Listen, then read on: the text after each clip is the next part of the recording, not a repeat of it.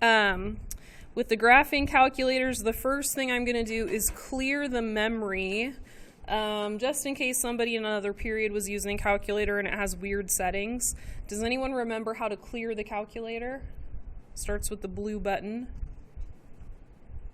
Second, anyone remember what comes next?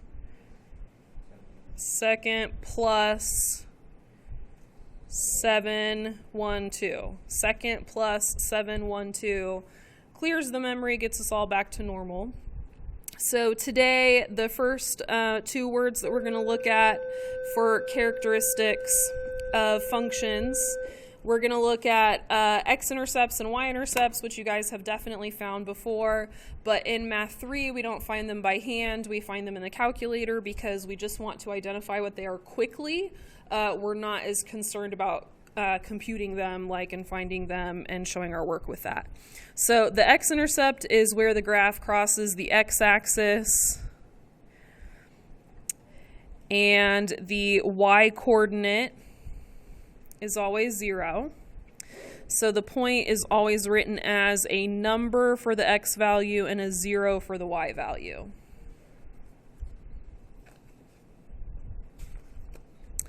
The y-intercept is where the graph crosses the y-axis. The x value is always 0, so the point is always written as 0 for x and a number for y.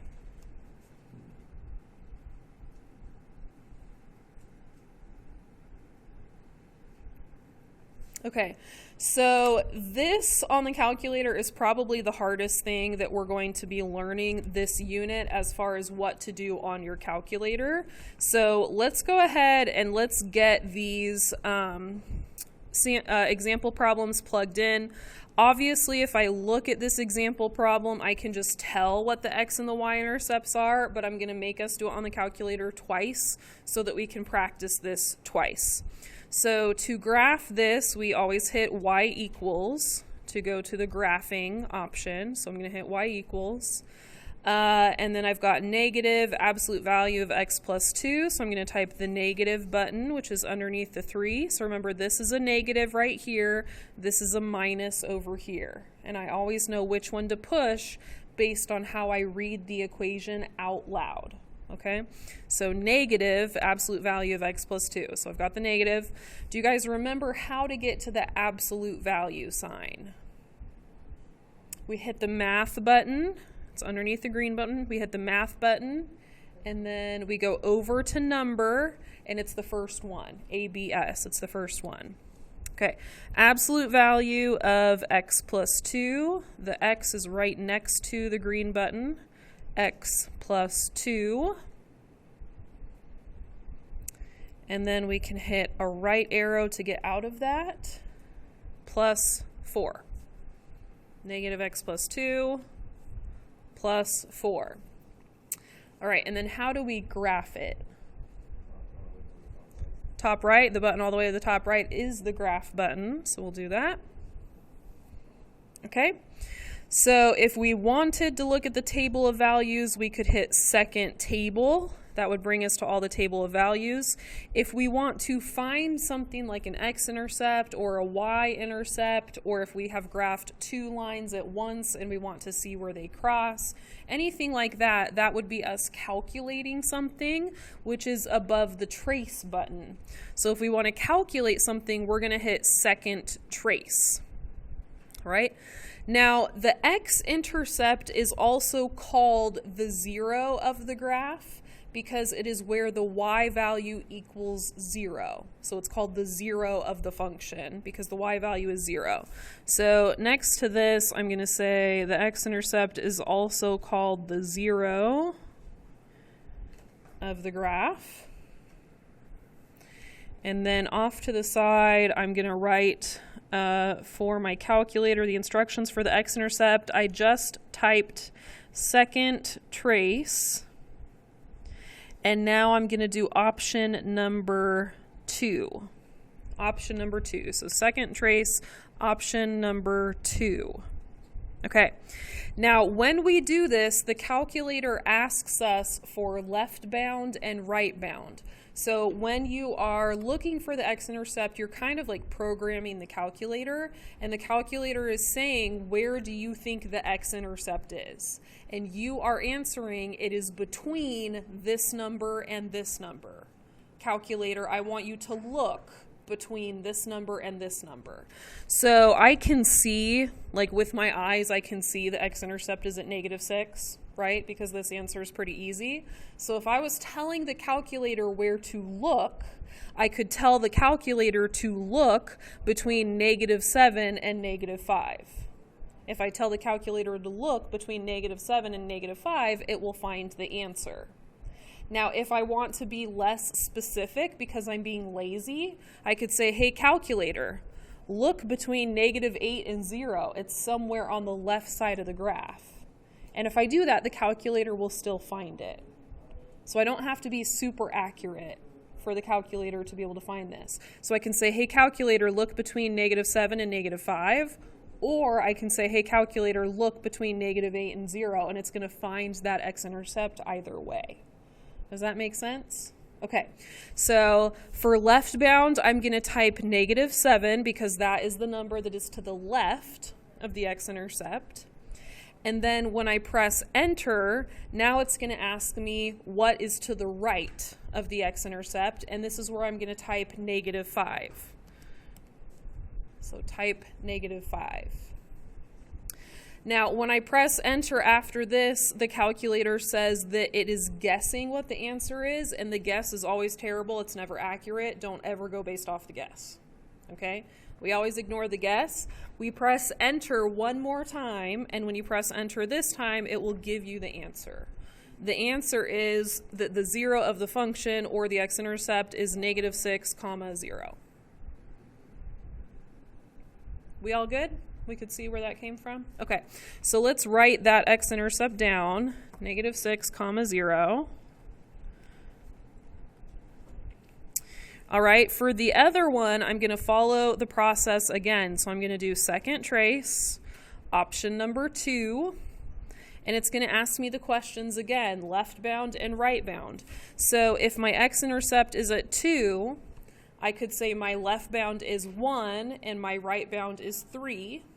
Or I could be lazy. I could say my left bound is 0, my right bound is 8. I can just look at the whole picture and do that, okay? So I'm going to be lazy this time. I'm going to say, hey, let's just look at the whole right side of the picture. I'm going to let my left bound be 0. So I'll type 0 for that. And I'll press enter, and now it's going to ask me for the right bound. So for the right bound, I'm going to press 8. And I'll press enter one more time. I always ignore the guess.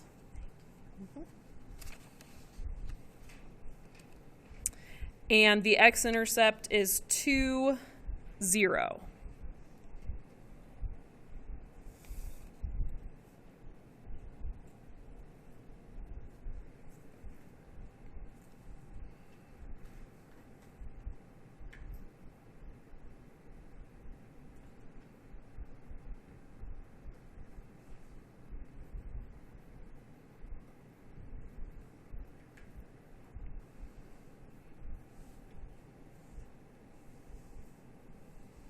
Okay, so for the x-intercept, we do second trace number 2.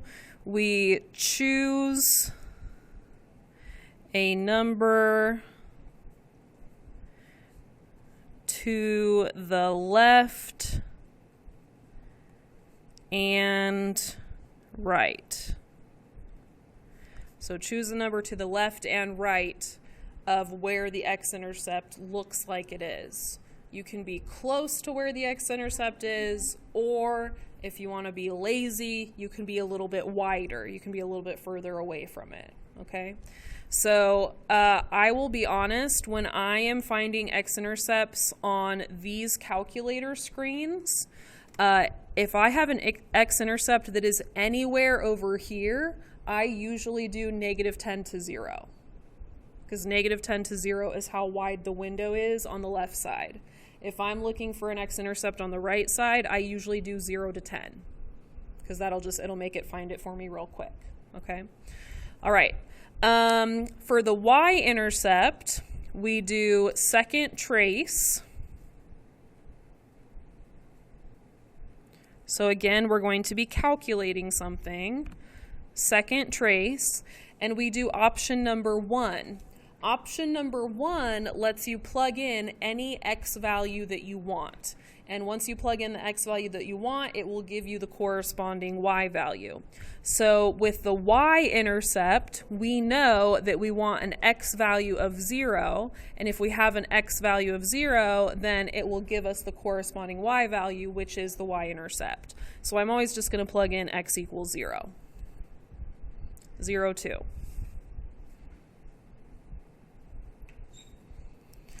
So for the y-intercept, we're going to do second trace. We're going to do option number 1, and we're going to plug in 0.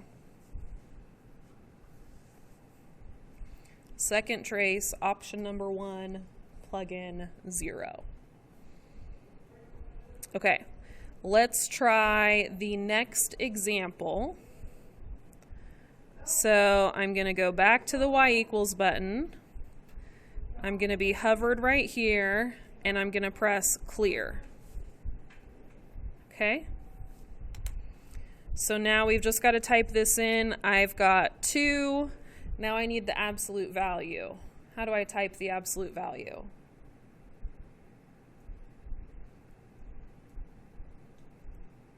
Anyone remember?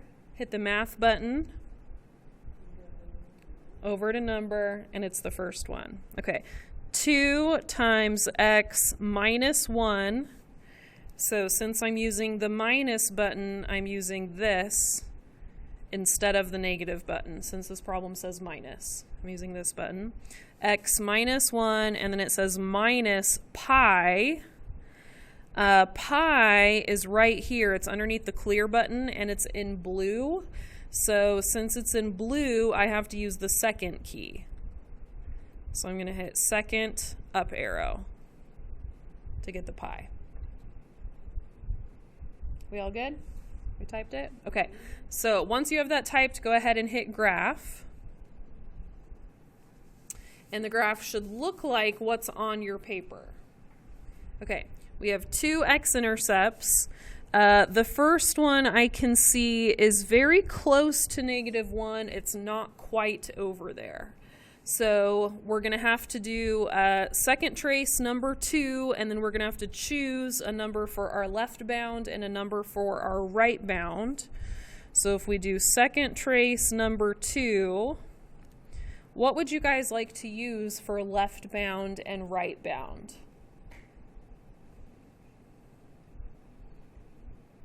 Do you guys want to choose numbers that are close, or do you want to use real wide numbers and be lazy? Yeah, we could do like -3. You said -3 and -1 or +1? +1. -3 and +1 would be perfect. You could use those.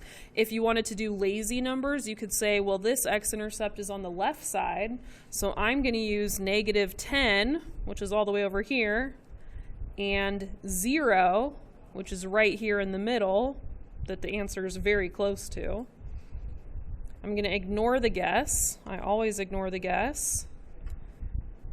And there's my x-intercept. So I want you guys to choose a left bound and a right bound, and then make sure that you can get that x-intercept. Go ahead and give it a shot. See if you can get that x-intercept on your own calculator.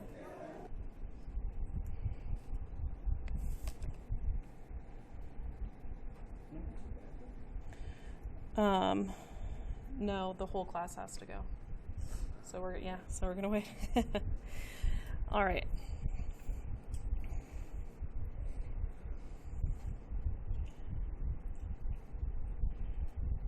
And then remember, I think I said it in this class, but I can't remember, but we're always going to do 3 decimal places. All right. Okay, let's find the other one.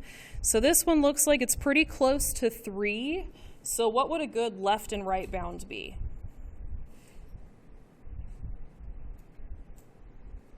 So if we did second trace, option number 2, and now we have to do a left and a right bound to find an answer that is pretty close to 3.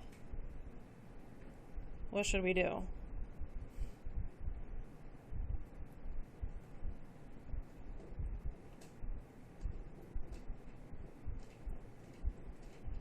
Any ideas?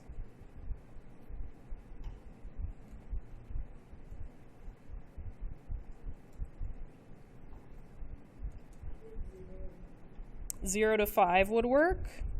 0 to 10 would work. Any other ideas? 1 to 4 would work. 2 to 4 would work.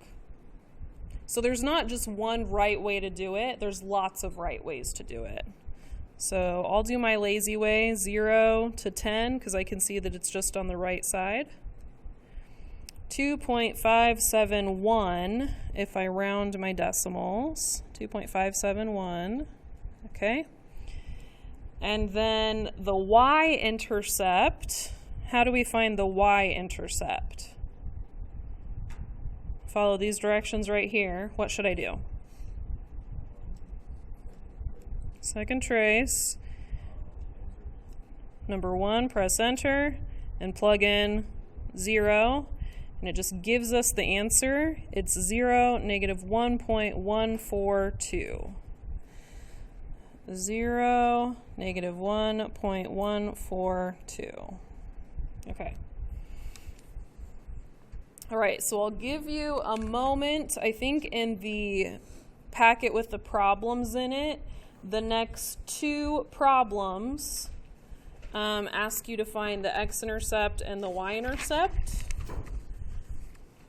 So 25 and 26 ask you to find the x-intercept and y-intercept. They also ask you to find the end behavior. We can't do that yet. We don't know what it is. But go ahead and start 25 and 26 at least with finding the x-intercept and y-intercept. So if we look at example number 6, one of the things we always need to find is we always need the vertex, because the vertex cuts the V in half, right? We learned that last night. That's where the V is cut. So can somebody tell me what the vertex for number 6 would be? -8, -3, okay. And then I'm going to go ahead and let us just graph this on the calculator. So let's type this in. And so I'm going to hit y equals. When it's on here, I'm going to press clear. And then whenever I have a fraction in the front, if you want to type it in as a fraction, you can. You can do alpha y equals to type the fraction in, but typically I don't like to do that because then it makes the points in the table fractions, and I would rather have them as decimals. So I just type in -1 divided by 2. So I'm going to hit second quit to get out of this. The quit is right there. I'm going to hit second quit because I don't want that part back in there. I'm just going to hit y equals. And instead of doing the 1/2 as a fraction, I'm just going to type in -1 divided by 2. But if you like the fractions, you can type it in as a fraction. Okay, it's up to you. All right, so I'm going to type -1 divided by 2. And then I'm going to get my absolute value in there. So I'm going to hit math, go over to number, press for the first one, x plus 8, and then -3. And we're making sure the minus should be a little bit longer. The negative in the front should be a little bit shorter. Everybody good? We've all typed it?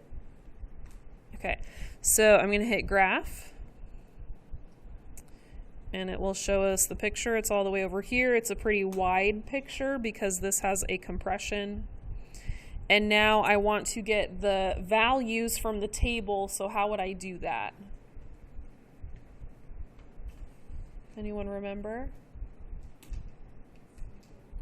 Second graph brings me to the table. Okay, And then if I want to find the table, on the table, the correct points so that I can draw like the middle of the V and get just enough to have like the absolute value graph, what point should I look for on the table? The vertex. I should look for the vertex. So -8, -3 is where I'm going to look for on the table. So I'm going to go up to the negative side. So -8, -3, I'm going to graph that point. I'm going to do a couple points above that and a couple points below that. And if you don't want to graph the 0.5s, you could skip those and only do the whole numbers. Looks like we might have to graph the 0.5s because this only goes to -10. So -8, -3, -9, -3.5, -10, -4, -7, -3.5, -6, -4.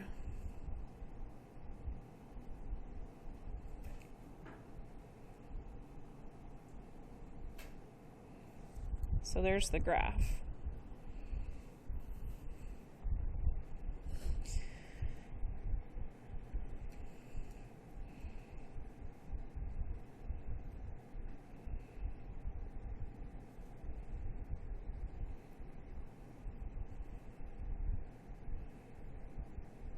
I think when I did the recorded video, I think I did y equals for all of these, but they should have been f of x because the original problem said f of x. It's not really a big deal, but technically you should match it.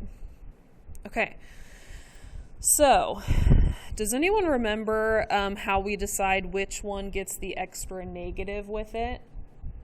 If we didn't have a picture, could you tell which one gets the extra negative? Anyone have an idea? Yeah, it's always the one that's the less than side, and it's the left side of the drawing. So we're going to say the negative version of the expression. So the expression on this one happened to already have a negative in it. So I just went ahead and I put an extra negative. And we're going to say if we're looking at the less than side. So it's the left, if the arrow's pointing to the left. And then we do the regular version.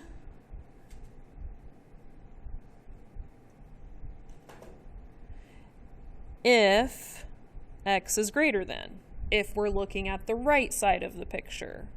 So for us, we're going to have a double negative, which is going to make a positive slope on the left side of the picture, which makes sense. And we're not going to have a double negative, which is going to allow the slope to stay negative on the right side of the picture. Okay.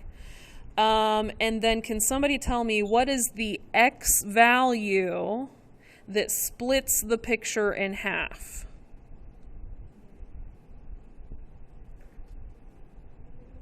-8, because it comes from the vertex. Okay. All right. So we did if x is to the left of -8, if x is to the right of -8. And then what does one of these have to have? An equal to. Doesn't matter which one, you just stick it on one or the other. We just want to make sure that the middle of the V gets included. Okay.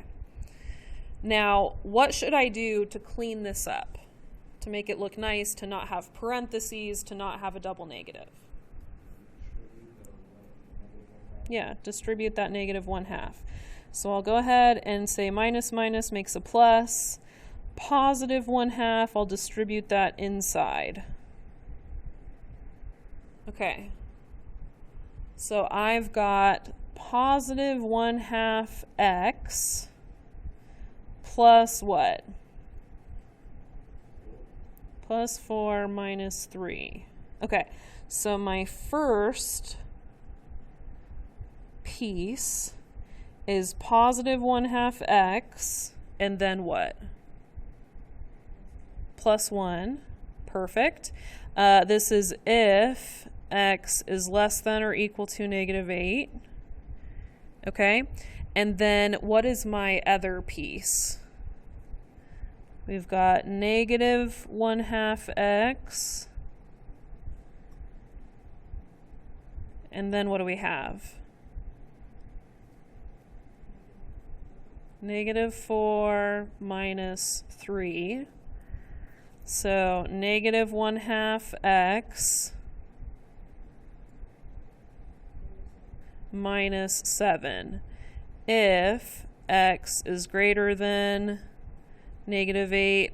I forgot my equal to. I'll go ahead and put that back in. Okay. So this is my answer right here. Okay. And if I wanted to double check that, I could just kind of use a ruler here. Do you guys see that this has a slope of positive 1/2?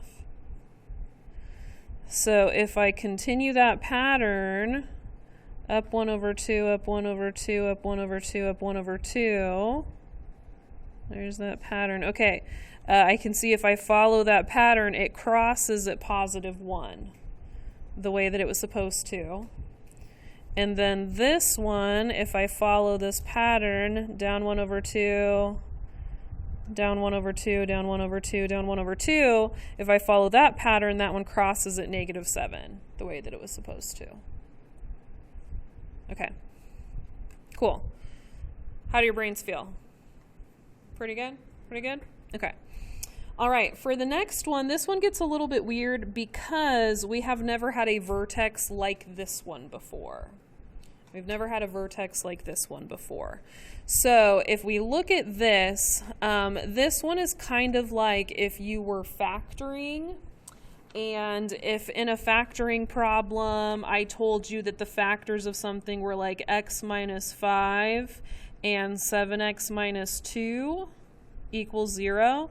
So with this one, everybody would be like, yeah, cool, x equals 5. We've done that a bunch. Does that sound familiar with a factoring problem? Back when you guys did factoring with your parentheses and stuff? Do you guys remember factoring? Yeah? Maybe? No? So you guys have kind of been doing this with all of these vertices, with all of these throughout, because you've just been taking the vertex and you've just been doing the opposite sign. So that's been pretty easy. You've been getting those answers all along and you haven't been questioning it. But with solving for factoring, it's a little bit more complicated when you have problems like this where there's a number in front of the x as well. So then we have to go back to factoring and say, well, like, why did we actually choose our answers like this to begin with? Like, why did we start changing the signs? What made it so that worked? And the reason was, if you were factoring, if you guys remember this, it was something called the zero product property. And we said if this represents a number and this represents a number and one of them times the other equaled 0, then we would expect that either this happened to equal 0 or that happened to equal 0. And you learned about this probably in Math 1. Does that sound familiar? So when you first did it in Math 1, you used to show your work. And then after you did it for a while, you stopped showing your work. And eventually you said, oh, the pattern is, it's just the opposite sign. Let me not show my work and just do what I know the pattern works to be, so I can save myself some time. But the way that it works is you would say x plus 1 could equal 0 or x minus 2 could equal 0.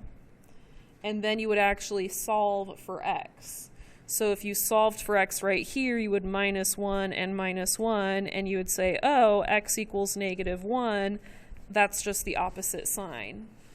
And for this one over here, you would add 2, and you would say, oh, x equals 2. That's just the opposite sign.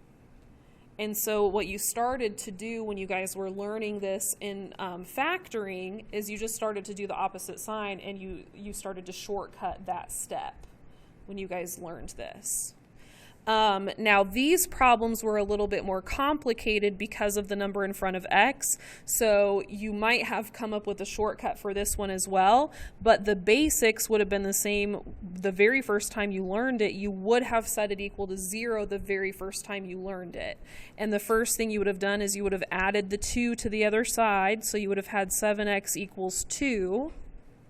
And then what would you have done to get the x alone? You would have divided by 7.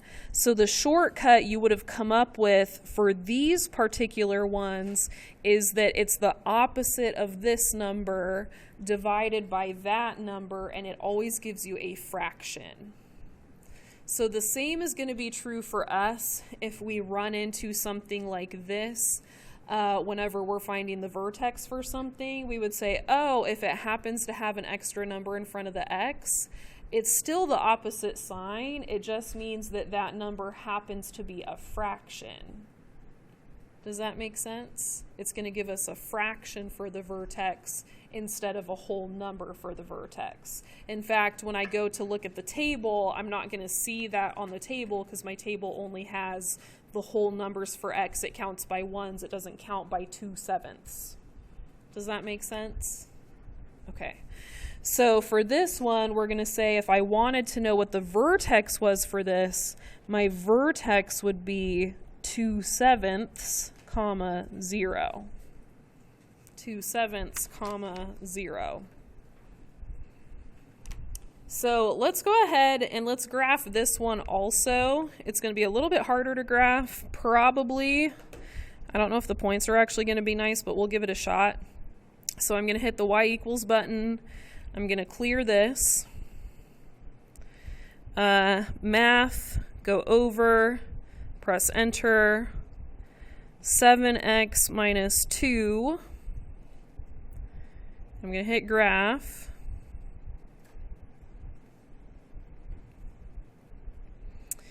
And then how do I get the table again? Can somebody remind me?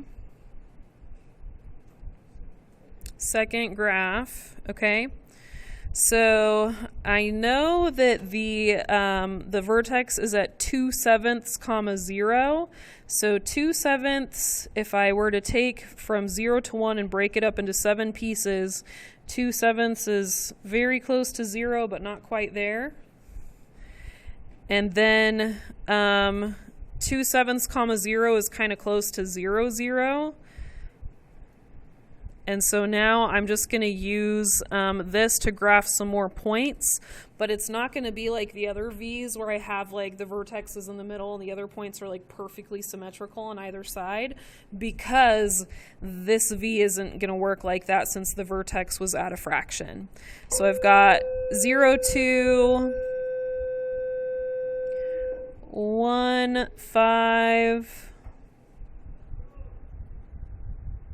2, 12, negative 1, 9. Yeah, these are kind of hard to graph.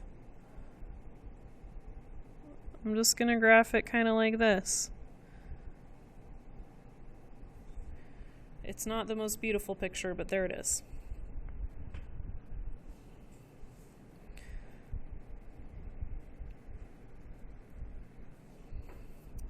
But the important part is we got the x-coordinate of the vertex. That's what we really needed. So we have f of x equals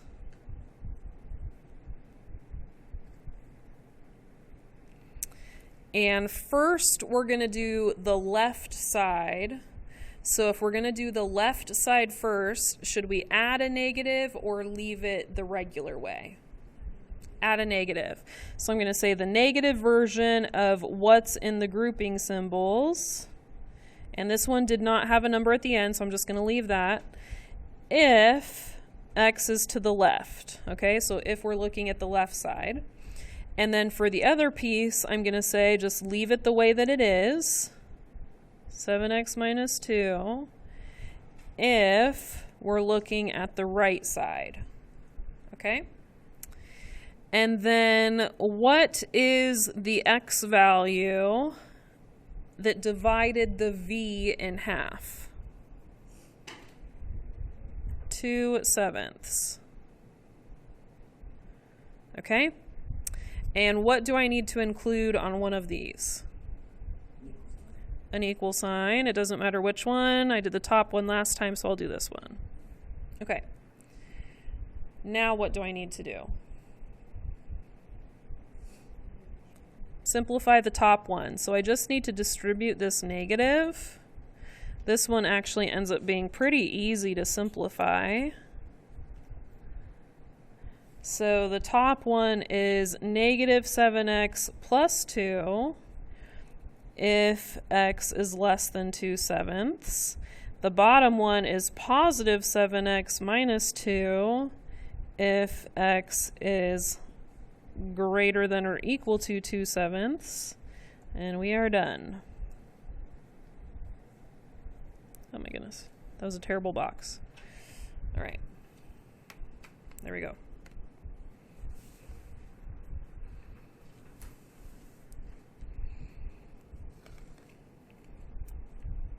Okay, we're going to do one more without a picture, just using this kind of shortcut we've been working through today. So we're going to say example 7. Somebody give me a stretch or a compression, positive or negative. -2, okay. Somebody give me a movement to the left or right, so give me a positive or a negative number. +4. Somebody give me another number, positive or negative. -8. Okay, so we're going to do this one. So here's our equation. First, what we need to do is we need to find our vertex. What is the vertex? -4, -8. Okay. Okay. Our next step in writing the piecewise function is we have to do the first line, which is going to be talking about the left side. So with the left side, do we do the regular version or do we stick an extra negative in the front? We do an extra negative in the front if we're doing the left side. So I'm going to say negative, and then I'm going to do the expression -2 x plus 4 minus 8 if x is left. Okay? And then for the right side, I just write it out as it is. -2 x plus 4 minus 8 if x is to the right. So whenever I do the left side, that's when I get the extra negative in the front. Whenever I do the right side, I do not put a negative in the front. Okay? All right. So then I take whatever x value would have split my picture in half, and that x value goes with the inequalities. So that x value comes from the vertex, -4, -4. And one of these needs an equal to. It does not matter which one. And then we just have to clean it up, make it look nice. So negative of -2 is a positive 2. 2 times x is 2x. 2 times 4. 2 times 4 is 8. 2x plus 8 minus 8. 2x plus 8 minus 8 is just 2x. So we're going to say y equals 2x if x is less than -4. Okay? And then for the other one, we have -2x times x and -2 times 4. -8 minus 8. So that's -2x. And then what's -8 minus 8? -16. Okay? If x is greater than or equal to -4.